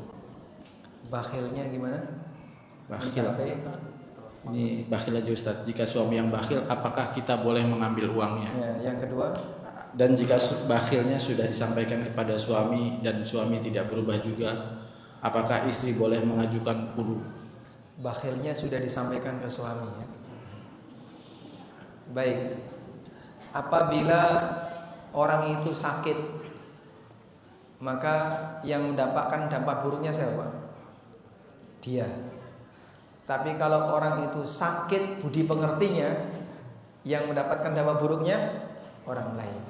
Sakit fisik kita yang dapat dampak buruk, sakit jiwa, sakit hati, sakit karakter orang lain yang mendapatkan dampak buruk.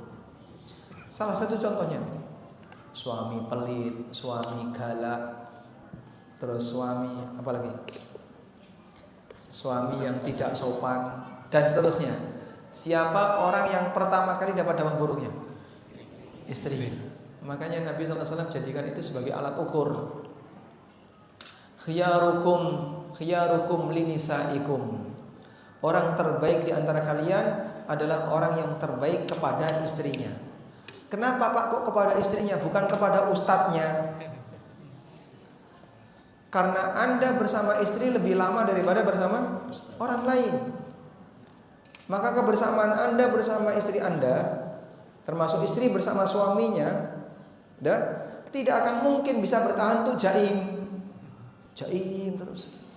Kalau di depan ustaz kan bisa jaim, nunduk gini kan, seperti serius. Itu kalau di mana? Di depan gurunya. Tapi kalau di depan istri, jaim nggak Pak? Berapa lama Anda tahan untuk jaim di depan istri? pas pengantin baru. Cuman semalam 2 malam masih bisa jahit. Habis itu layar terkembang. Ketok aslinya. Kelihatan aslinya. Nah, posisi orang ketika dia bersama istrinya pasti akan kelihatan aslinya. Di saat itulah sang istri bisa menilai suaminya ini punya akhlak baik atau buruk. Maka Nabi SAW jadikan itu sebagai acuan. Orang yang terbaik di antara kalian adalah orang yang terbaik kepada istrinya. Demikian pula wanita yang terbaik adalah wanita yang terbaik kepada suaminya. Karena mereka yang paling tahu tentang akhlak pasangannya.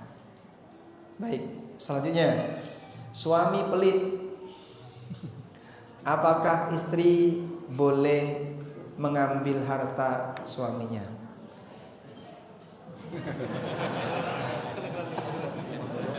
Udah dijawab ya.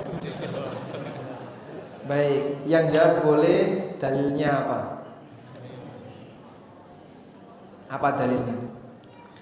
Ada seorang wanita namanya Hindun. Hindun istrinya Abu Sufyan. Abu Sufyan dilaporkan oleh Hindun kepada Nabi SAW. Ya Rasulullah, inna Abu Sufyan rajulun syahid, la yu'tini ma yakfini wa waladi. Abu Sufyan itu orangnya pelit. Dia tidak memberikan kebutuhan nafkah yang cukup untukku dan anakku.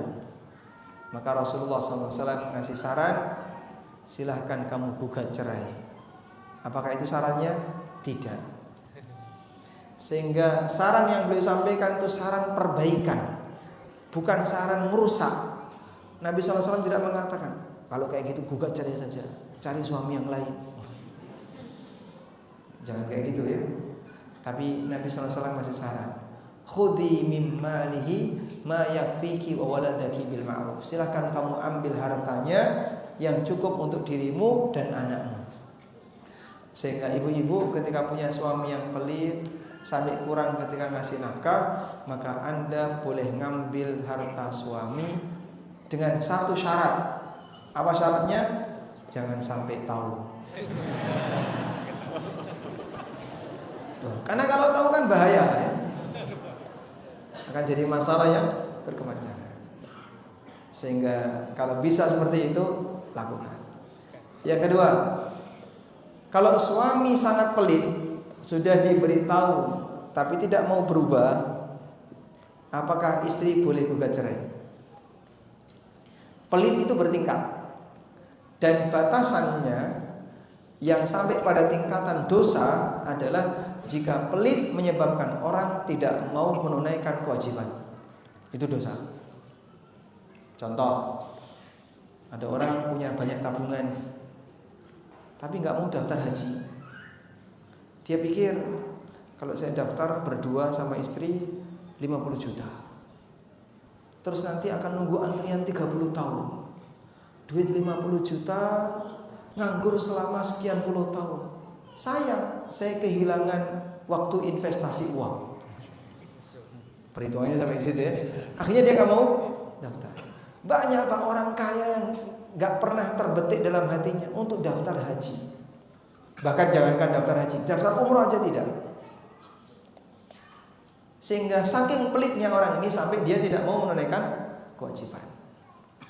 Kalau mungkin menderma, dia menderma. Tapi dia untuk kewajiban dia berangkat haji, berangkat umroh. Umroh pertama itu wajib. Umroh pertama itu hukumnya wajib. Dia sama sekali nggak mau mengeluarkan. Dianggap itu sia-sia, cuman pemborosan di tanah suci sana dan seterusnya. Maka orang ini pelit yang sampai pada tingkatan dosa. Seorang suami yang pelit sampai tidak memberikan nafkah yang cukup bagi istrinya, apa hukumnya? Apa hukumnya? Dosa atau tidak? Jika emang nggak punya ya nggak apa-apa. Kalau suami masih mampu, tabungannya sebenarnya ada, tapi dia tidak mau ngasih nafkah ke istrinya yang cukup, ini suami pelit sampai tingkatan dosa. Nah, kalau pelitnya tidak sampai tingkatan dosa, ibu sudah dikasih yang cukup, cuman karena pingin seperti yang dimiliki oleh temannya.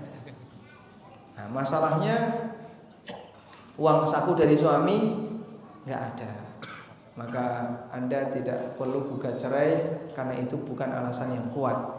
Beda dengan yang kedua tadi, sudah nggak cukup Pak, dan suami sudah diingatkan, saya itu nggak cukup, yang seharusnya misalnya sebulan anggaplah 2 juta, baru ngasih 700.000 sudah, dan Anda merasa ini nggak cukup, maka Anda boleh gugat cerai, karena berarti suami ya telah memberikan atau tidak menunaikan kewajiban dia sebagai suami, yaitu nafkahnya kurang. Wallahu a'lam.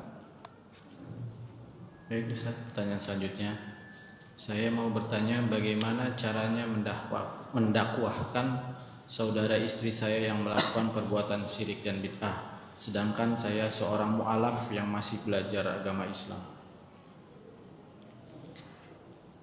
Nah, ada istilah orang Jawa nyebut nabok nyileh tangan. Artinya apa? Pinjam tangan orang untuk mukul. Kalau Anda sendiri yang menyampaikan, mungkin mereka berat untuk menerima. Apalagi mereka memandang, oh kamu baru masuk Islam kemarin sore, alif bata aja belum khatam, kok tiba-tiba sudah memvonis orang berbuat syirik dan seterusnya. Akan ada banyak komentar yang menjadi penghalang bagi dia untuk dapat hidayah. Tapi mungkin yang lebih tepat, dia dikasih share video. Coba tonton video ini. Coba tonton video ini. Taruh di grup WA keluarga atau langsung dikirim yang bersangkutan. Nah, yang bersangkutan mau nonton nggak mau nonton terserah dia. Mungkin ketika dia lagi suntuk, kemudian sebelum tidur dia scroll WA Anda, kok uji coba ditonton video itu. Mudah-mudahan ada perubahan. Atau Anda misalnya kasih artikel-artikel yang baik. Baik, saya kira praktek ini tidak sulit. Cuman masalahnya, apakah nanti diperhatikan, itu bukan urusan kita. Karena kita hanya diperintahkan untuk menyampaikan, masalah diterima atau tidak kembali kepada masing-masing orang yang menerima informasi itu. Wallahu a'lam. Baik Ustaz, mungkin satu pertanyaan lagi Ustaz. Assalamualaikum warahmatullahi wabarakatuh.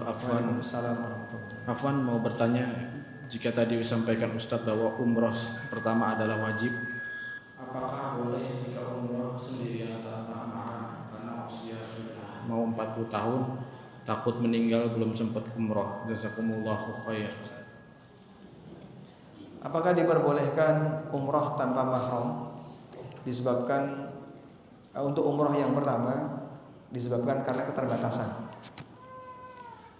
Berkaitan dengan safar tanpa mahram, para ulama memberikan banyak rincian. Sederhananya seperti ini. Yang pertama, orang yang safar tanpa mahram karena darurat. Contoh, dia berada di negeri kafir, kemudian mau pindah ke negeri muslim, dan tidak ada mahram yang menemaninya. Hukumnya boleh. Sebagian sahabiat yang suaminya nggak mau masuk Islam, kemudian dia sudah masuk Islam, lalu hijrah ke Madinah, mereka berangkat tanpa mahram. Perjalanannya jauh ya. Mekah dan Madinah masa silam bisa sampai 8 hari atau 1 pekan. Cukup lama. Ya? Dan jalanannya sepi. Bayangin, perempuan seperti itu akan cukup beresiko. Tapi banyak sebagian orang yang seperti itu. Makanya turun surat Al-Mumtahanah. Itu salah satu di antara latar belakangnya adalah adanya beberapa perempuan-perempuan yang datang dari Mekah masuk ke Madinah menyatakan masuk Islam, sementara suaminya belum masuk Islam.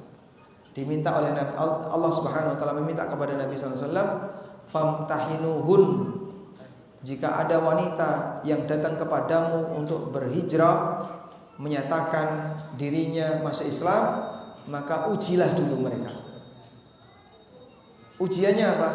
Untuk memastikan orang ini pindah ke Madinah apakah karena ingin masuk Islam atau karena berantem sama suaminya. Karena ada yang mungkin berantem sama suaminya, terus dia ke Madinah minta perlindungan, yang sebenarnya belum ada keinginan untuk masuk Islam. Baik. Sehingga untuk safar seperti ini yang sifatnya apa? Darurat, hukumnya boleh. Yang kedua, safar yang tidak sampai pada tingkatan darurat tapi wajib. Contoh safar haji atau safar umroh pertama. Boleh nggak Pak dilakukan tanpa mahram? Baik, jika tidak memungkinkan untuk ditemani mahram karena keterbatasan dana, bukan karena pelit ya, dannya aja tapi pelit, beda lagi. Karena keterbatasan dana, maka dalam posisi ini, apakah dia boleh berangkat tanpa mahram? Ada khilaf, ada 3 pendapat di sana. Ada yang mengatakan boleh secara mutlak. Ada yang mengatakan boleh khusus haji wajib dan umrah wajib. Dan ada yang mengatakan enggak boleh secara mutlak. Dan pendapat Syekhul Islam Ibnu Taimiyah, beliau menyebutkan hukumnya boleh untuk haji dan umrah wajib.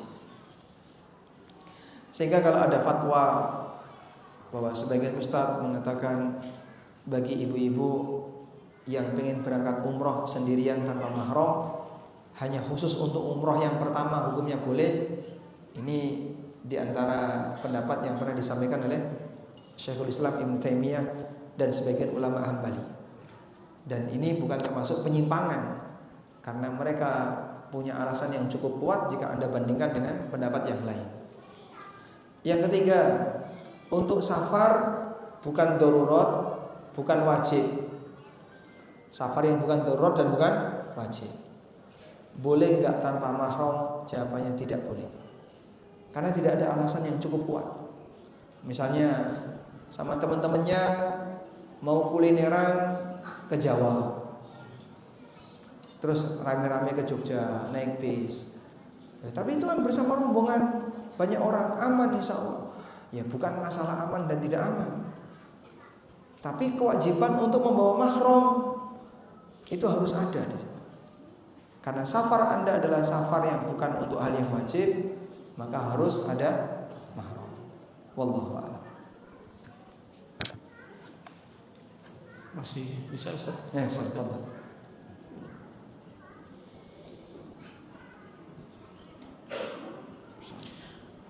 Assalamualaikum Ustaz. Waalaikumsalam warahmatullahi wabarakatuh. Saya sudah berpisah dengan mantan suami, tapi sewaktu masih bersama suami saya punya hutang riba.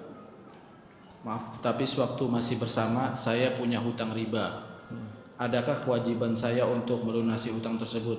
Karena hutang itu atas nama saya dan sampai sekarang hutang tersebut belum dilunasi oleh mantan suami. Dan sewaktu menerima uang tersebut langsung saya berikan kepada suami tanpa saya ambil 1 sen pun. Uang itu digunakan untuk Suami. kepentingan suami. Posisi istri hanya dipinjam namanya untuk utang di bank. Suami, betul. Jika demikian berarti utang itu tanggung jawab suami. Nah, ketika itu jadi tanggung jawab suami, kok Anda berpisah dengan suami, maka yang berkewajiban untuk melunasi adalah yang menerima manfaat utang, yaitu mantan suami Anda. Tapi secara legal di tempat kita namanya adalah nama Anda, ya mungkin Anda yang akan dikejar. Nah, terus gimana Pak kalau sudah terjadi seperti itu?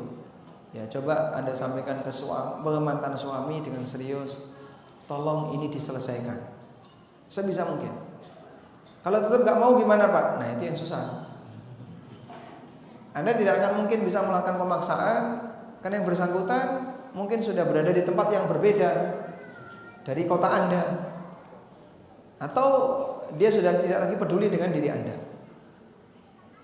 Jika memang terjadi demikian dan dia tidak bertanggung jawab, berarti Anda didolimi. Anda didolimi. Selanjutnya, agar nanti tidak semakin besar bunganya, silahkan diupayakan sebisanya. Silahkan diupayakan sebisanya. Lalu gimana Pak? Anda berhak untuk dapat zakat karena status Anda sebagai ghorimin, sehingga nanti boleh mengajukan ke lazis, apapun lazisnya.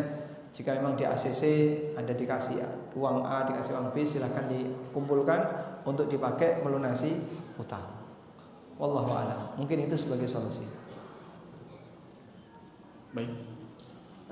Tanya lagi Ustaz. Baik. Ini Ustaz, peserta kuat sampai jam berapa? ini pertanyaan sepertinya masih banyak. Mereka sudah makan siang belum? Belum. Itu yang bikin kasihan. Baik, satu lagi. Satu Ustaz ya. Bismillah. Ini agak sedikit luar tema Ustaz, tapi mudah-mudahan bisa bermanfaat. Ustaz, bolehkah kita sholat dengan niat yang berbeda dengan imam? Misal imam sholat taraweh, tapi kita niat sholat isya karena terlambat datang ke masjid. Orang sudah sholat taraweh, tapi kita belum sholat isya. Bagaimana hukumnya Ustaz? Nah, berkaitan dengan perbedaan niat antara imam dan makmum, ada khilaf di antara para ulama. Dan ada 3 pendapat dalam masalah ini. Yang pertama, tidak boleh ada perbedaan apapun antara imam dan makmum, baik lahir maupun batin. Lahir dan batin itu maksudnya sampai niat, gerakan-gerakan minor, semuanya harus sama. Pendapat yang kedua, boleh beda niat antara imam dan makmum, dan juga boleh ada perbedaan untuk gerakan minor. Sehingga misalnya imamnya sholat duhur atau sholat asar, Anda belum sholat duhur, maka Anda bergabung dengan imam sholat asar, tapi Anda punya niat duhur. Sudah? Baik. Niatnya beda, terus gerakan minornya beda. Misalnya imam saat i'tidal sedekap, Sami Allahu liman hamidah, dia sedekap. Sementara Anda saat i'tidal irsal, dilepas. Dan Anda lihat imamnya sedekap. Boleh nggak Pak kita tidak sedekap? Menurut pendapat yang kedua ini boleh. Ya. Pendapat yang ketiga, tidak boleh beda niat, tapi boleh beda gerakan minor. Jadi kalau niatnya harus sama, namun gerakan minornya boleh beda. Gerakan minornya boleh beda. Sehingga sama-sama duhur atau sama-sama subuh, imamnya kunut, Anda tidak kunut. Karena gerakan kunut itu termasuk gerakan minor. Gerakan mayor itu yang kayak gimana Pak? Berdiri, ruku, sujud, itu gerakan mayor. Sehingga nggak boleh imam berdiri, Anda sujud, itu tidak boleh. Imamnya sudah tasyahud, Anda masih ruku, tidak boleh. Karena ini beda di gerakan mayor, kelihatan ya. Orang lihat, ini sujud, ini ruku. Ini mana imam, mana makmum. Nah, kalau sampai seperti ini tidak boleh. Sudah? Tapi untuk niat harus seragam. Duhur semua, asar semua. Wallahu a'lam, pendapat yang lebih tepat dalam hal ini, karena ini sifatnya istihadi, yang lebih tepat adalah diperbolehkan beda niat dan beda gerakan minor. Sehingga imam sholat sunnah tapi Anda sholat wajib, boleh. Imam sholat taraweh, Anda sholat isya, boleh. Anda sholat ba'diyah subuh, ba'diyah maghrib, Anda sholat ba'diyah maghrib. Ada makmum yang baru datang, plek, jadi Anda ditunjuk jadi imam. Sudah? Imamnya sholatnya apa? Sunnah. Makmumnya sholat maghrib. Boleh ini? Boleh. Wallahu a'lam.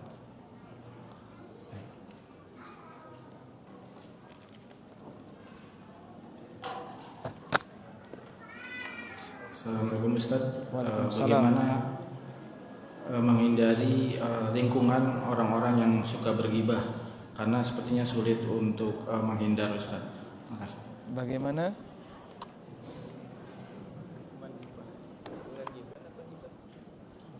Ini baterainya habis.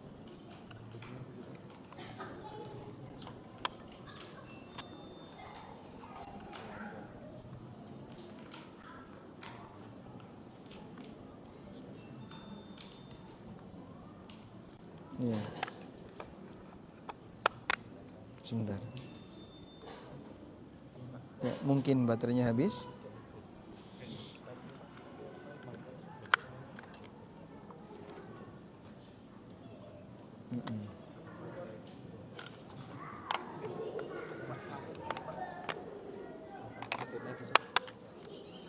Ya, nggak kuat. Ini kecapean. Bismillah.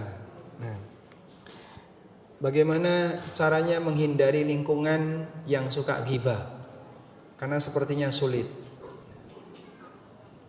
Berarti Anda harus pindah rumah. Ya, memang terkadang kita sebenarnya tidak menghendaki terjadinya riba, tapi yang circle kita misalnya suka melakukan ghibah. Jika memang demikian, berarti silahkan Anda dekat dengan mereka di waktu kira-kira mereka tidak ghibah. Kapan itu? Saat sholat jamaah. Kapan lagi? Saat pengajian bareng. Atau kegiatan-kegiatan yang mereka sibuk dengan aktivitas khusus. Tapi ada momen tertentu mereka terkadang ngobrol bareng, ghibah di mana-mana, rapat RT, kerja bakti. Nah, yang kayak gini berarti Anda pilih tempat duduk yang aman. Sehingga biasanya mana ya? Oh, biasanya sama orang itu, dia pendiam. Nah, mepet sama dia. Yang penting kan kelihatan. Anda tetap hadir dalam kerja bakti, Anda hadir di rapat RT, tapi Anda merapat dengan orang yang tidak suka bicara. Ya, intinya berusahalah sebisa mungkin untuk menghindar. Karena kalau kita sedang duduk lalu ada orang ghibah, kemudian kita pergi langsung, mungkin yang bersangkutan akan tersinggung. Sehingga kita cari cara, ya sudah, jangan dekat-dekat dengan tempat seperti itu sebisanya. Wallahu a'lam. Baik, karena mikrofon sudah ada di depan dan boleh minta untuk segera ditutup. Alhamdulillah, terima kasih atas kesabaran Bapak Ibu untuk mendengarkan apa yang saya sampaikan walaupun dalam kondisi ngantuk. Mudah-mudahan apa yang kita bahas ini menjadi ilmu yang bermanfaat. Dan sekiranya ada hal yang penting untuk Anda bagikan kepada yang lain, silakan dibagikan. Semoga Anda masuk dalam rantai kegiatan menyebarkan kebenaran, menyebarkan kebaikan kepada yang lain. Wassallallahu ala nabiyyina Muhammadin wa ala alihi wa sahbihi wa sallam. Wa akhiru da'wana alhamdulillahi rabbil alamin. Wassalamualaikum warahmatullahi wabarakatuh.